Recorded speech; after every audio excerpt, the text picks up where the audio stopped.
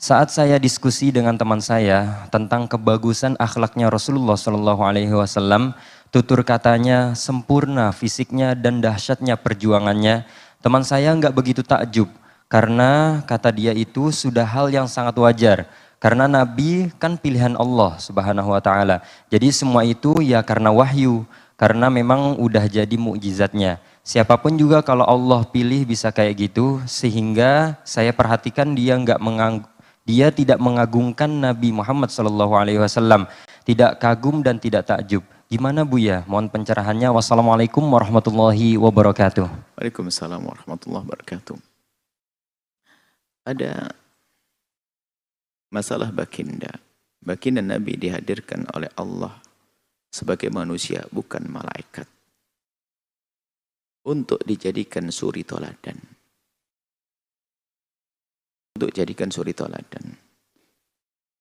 Adapun masalah Nabi itu semuanya dengan wahyu itu adalah agar semua yang dilakukan oleh Nabi adalah tidak keluar dari jalur kebenaran. Sehingga yang dilakukan Nabi semuanya adalah benar.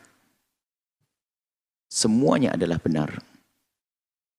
Akan tetapi semua yang terjadi pada Nabi itu kehendak Allah. Dikehendaki oleh Allah. Bukan setiap Nabi menghendaki lalu terwujud. Tidak. Nabi hanya menjalankan saja. Sehingga kalau hari ini kita bicara tentang Nabi sakit. Nabi gerahamnya retak. Nabi bersimbah darah. Nah ini. Justru itu jadi contoh. Bahwasanya Nabi manusia biasa. Akan tetapi semua yang dimaksud Nabi dengan wahyu itu sepak terjang. Baginda itu adalah dengan bimbingan wahyu. Dan Nabi dijaga agar tidak masuk dalam kesalahan. Ini adalah masalah keimanan. Kalau seorang Nabi melakukan kesalahan, lah ini siapa yang akan bisa mengikutinya? Karena apa? Semua akan mengatakan, bisa saja salah, ngapain diikuti? Sehingga termasuk salah satu sifat yang harus diyakini ada pada Nabi adalah maksum, terbebas dari dosa. Adapun perkataan orang itu kan dengan wahyu, ya enak aja dengan wahyu. Saya dapat begitu juga saya nggak akan melakukan kejelekan dan sebagainya. Kalau orang, ini permasalahannya adalah adanya keimanan dan tidak punya keimanan. Nabi dihadirkan oleh Allah sebagai orang yang maksum. Supaya tidak ada prasangka apapun kita. Menduga apapun atas Nabi. Menduga yang jelek. Supaya kita benar-benar bisa mengikutinya. Ini masalah sisi ini. Adapun kemudian kalau ada orang misalnya, lah itu kan karena dapat wahyu. Lah kalau masalah orang menjadi baik semua adalah memang ketentuan dari Allah. Tidak harus dengan wahyu pun bisa. Kalau orang itu memang dipilih oleh Allah menjadi baik. Ada orang tanpa wahyu, selain Anda, selain kita, banyak orang ternyata mereka tanpa wahyu dipilih oleh Allah dengan perilaku yang baik. Urusan dengan orang baik. Menyenangkan orang. Allah beri kebahagiaan dalam dirinya. Tidak dengan wahyu. Tapi dengan taufik. Dengan hidayah. Dengan bimbingan. Dengan pemberian dari Allah. Maka seharusnya kalau orang itu betul beriman kepada Allah. Allah telah menjadikan Nabi. Memberi Nabi wahyu. Maka seharusnya dia punya keyakinan. Kalau begitu Allah sangat mampu untuk menjadikan saya bisa mengikuti Nabi dengan baik, dengan benar.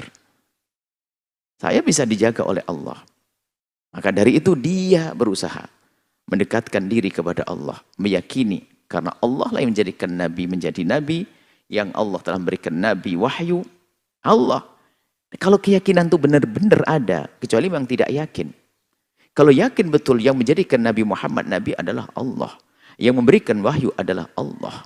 Yang menjadikan Nabi seperti itu adalah Allah yang Maha Kuasa. Maka tinggal dia memandang dirinya di hadapan Allah yang Maha Kuasa. Tinggal minta, ya Allah, berikan aku segala kebaikan.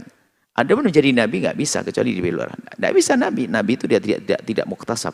Tidak dicari orang bermujahadah nggak bisa jadi Nabi. Tapi dia bisa menjadi orang baik. Dia menjadi orang baik dipilih oleh Allah.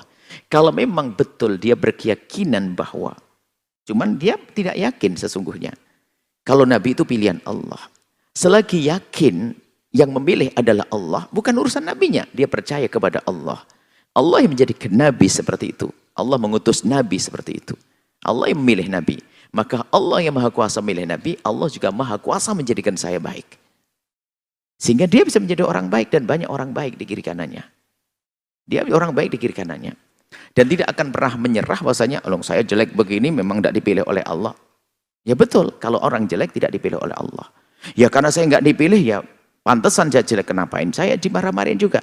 Ini kembali kepada masalah keyakinan tentang yang ada dalam diri kita adanya kemauan. Ini masalah akidah sebetulnya. Jadi kita berbuat jelek dan sebagainya yang dianggap jelek kalau itu atas dasar kemauan kita. Kita mau untuk menjadi baik. Nabi berkemauan baik, lalu melakukan kebaikan dengan bimbingan wahyu. Selain Nabi bisa berkeinginan kebaikan, kemudian melakukan kebaikan. Dan dibimbing oleh Allah Subhanahu wa Ta'ala. Cuman tidak sebagai wahyu. Kalau wahyu Nabi semuanya nanti.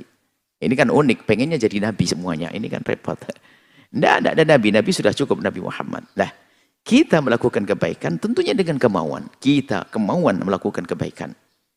Kemudian setelah itu saya melakukan kebaikan. Maka dianggap saya punya amal baik. Di saat melakukan kejahatan yang tidak dengan kemauan, kita tidak akan dihukum oleh Allah. Orang lindur tidur bunuh orang, nggak dosa dia. Karena dia tidur, tidak ada kemauan dalam dirinya. Makanya kita bicara tentang kemauan. Jadi kalau orang itu betul-betul beriman kepada Allah, dia mengerti betul bahasanya, ya, Allah mampu membuat kita apapun. Tapi yang harus disadari, di dalam kita melakukan kebaikan bukan hubungannya dengan kuasa Allah. Bukan hubungannya dengan kuasa Allah. Allah kuasa menjadikan Fir'aun, menjadikan ini kuasa. Bukan. Tapi dikembalikan pada iradah. Kemauan yang ada di dalam diri kita sendiri. Jadi kalau Anda ingin baik, Anda punya kemauan baik, Anda berusaha untuk baik, Allah akan beri jalan untuk menjadi kebaikan. Allah beri petunjuk. Nah, kita melakukan kebaikan atas kemauan kita. Kalau kita tidak diberi kemauan oleh Allah, nggak akan bisa melakukan kebaikan. Yang tidak dikehendaki oleh Allah, lihat. Melakukan maksiatan, kejahatan, kemungkaran, dan seterusnya. Kalau Allah tidak menghendaki dia melakukan kebaikan. Pertanyaan tentang Nabi Muhammad dapat wahyu sama dengan pertanyaan kepada diri. Tidak usah, pinggirkan dulu urusan kenabian. Gini, kalau memang saya dipilih oleh Allah menjadi baik, kan saya jadi baik. Nggak usah bingung-bingung deh. Kalau saya tidak dipilih jadi baik, ya nggak akan bisa baik. Ini kan bahasanya sederhana. Kalau saya dijadikan ahli surga, tentu saya akan dibaik. Berarti saya kembali kepada Allah. Ini adalah sebetulnya itu bahasa kaum Jabriyah halus. Orang yang tidak berpikir bahwasanya dalam kehidupannya itu ada yang ia rasakan secara nyata bahwasanya dia punya kehendak. Dia punya kemauan. Ini kemauanmu kok lain. Jadi kemauanmu itu yang akan dihisab, akan ditanya oleh Allah. Nah, maka dari itu ulama kita ahli sunnati wal jamaati memahamkan masalah kebaikan yang terjadi pada kita adalah dari kemauanmu untuk melakukan kebaikan. Baru engkau dikatakan orang yang berbuat baik. Jika kebaikan tidak atas dasar kemauanmu, tidak akan disifati baik. Tertidur melakukan kebaikan, nggak akan dianggap. Harus dari kemauanmu, lalu engkau melakukan kebaikan. Begitu juga sebaliknya tentang sebuah kejahatan. Kalau orang melakukan kejahatan, tanpa ada kemauan dari dirinya, tidak akan dianggap sebagai sebuah kejahatan. Maka dari itu, ada namanya iradatul abdi amama iradatillahi. Kemauan seorang hamba di hadapan kehendak Allah. Maka bunyinya menjadi sederhana begini. Allah menghendakimu berbuat baik, maka engkau berkehendak. Jadi Allah menghendaki kita berkehendak, maka kita berkehendak. Allah menghendaki kita berkehendak, maka kita menjadi berkehendak. Jadi bohong kalau orang mengatakan, di luar kemauan saya. Kalau betul di luar kemauanmu, engkau tidak dosa. Di luar kemauanmu tidak dosa. Apapun yang kita kerjakan di luar kemauan kita. Nggak dosa, nggak ada dosa. Tapi yang melakukan atas dasar kemauan itu yang dihisab oleh Allah. Lah kita punya kemauan, saya ngangkat ini kemauan saya. Dan saya punya kemauan ini karena Allah memberikan kepadaku kemauan. Jadi kehendak kita karena dikehendaki oleh Allah. Maka dengan kehendak kita lah kita berbuat. Nah, makanya menjadi baik karena kita berkehendak. Nah, jangan sampai kita mengatakan kalau Allah menghendaki sama. Lah kalau sudah dikasih wahyu ya pasti baik. Kalau enggak, ya pasti enggak. Kamu bisa memilih yang baik. Tanpa wahyu, kita bisa memilih yang baik. Kita bisa memilih melihat yang baik dengan akal kita, pikiran kita. Kita memilih yang baik. Maka memilih yang baik adalah kehendak kita. Kemudian kita melakukan kebaikan, kita mendapatkan pahala. Tanpa harus menjadi nabi. Jadi seperti itu. Jadi ada memang kalau ada orang yang membicarakan nabi dengan bahasa-bahasa yang kurang lebihnya seperti itu, permasalahannya berangkat dari memang tidak ada keimanan kepada Allah yang sesungguhnya. Kalau iman kepada Allah yang sesungguhnya mah beres. Saya iman kepada Allah. Dan Allah yang maha kasih, tanda kasih sayangnya kepada hambanya. Agar hidupnya benar, maka Allah kirim pembimbing. Bimbingan dulu.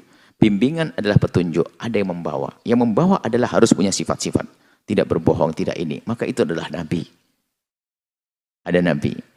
Itu tidak lebih dengan pertanyaan juga orang Islam semuanya aja biar masuk surga. Nah ini sudah mulai masuk, malu berani-berani masuk wilayah kuasa Allah. Terserah Allah melakukan apapun kepada hambanya. Jadi seperti itu. Jadi Nabi Muhammad adalah memang dengan wahyu apa yang dilakukan, tapi pun Nabi di saat ingin melakukan sesuatu tidak akan mampu kecuali dengan kehendak Allah. Nabi tidak boleh seenaknya juga. Nabi tidak seenaknya.